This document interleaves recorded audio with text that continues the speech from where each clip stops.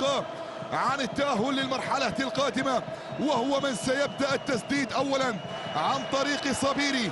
عبد المجيد صبيري هو من سيسدد الركلة الترجيحية الأولى، ويقولون غالبا من يبدأ التسديد هو من ينتصر بنتيجة المباراة. لذلك نتمنى بأن يكون هذا الأمر واقعا في مباراة اليوم.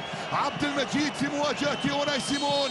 عبد المجيد الله الله الله الله الله الله الله الله.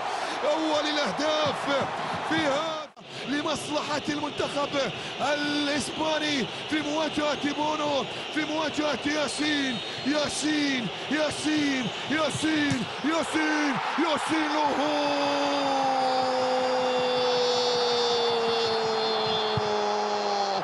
ضاعت عاصمة اللندنية أو الإنجليزية لندن.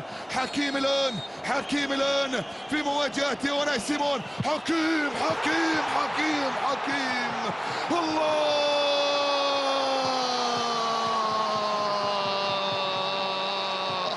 الله الله في مواجهة ياسين. سولير في مواجهة بونو. يلا يا ياسين، يلا يا زين، يلا يا ياسين. سولير الله الله الله الله الله الله.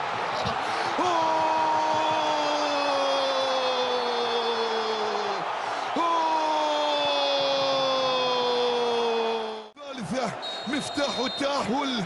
الثالثة يا بدر، الثالثة يا بدر، الثالثة يا بدر، الثالثة. لا لا لا لا لا لا لا لا لا لا لا لا لا لا لا لا لا لا لا. بدر بنون يضيع الركلة الترجيحية الثالثة.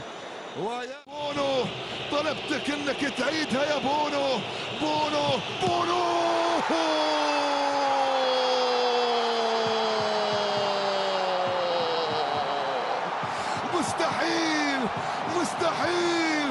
مستحيل ياسين بونو. التعليمية عن طريق أشرف حكيمي. يا الله يا رب، يا الله يا رب، يا الله يا رب، يا الله يا رب، يا الله يا رب. المغرب للتاريخ، المغرب للتاريخ، المغرب إلى الدور القادم.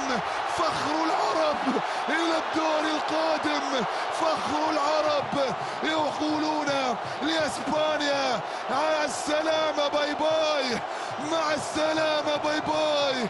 بالله تشاو، بالله تشاو، بالله تشاو. إن أعجبك الفيديو لا تنسى الإعجاب والاشتراك في القناة.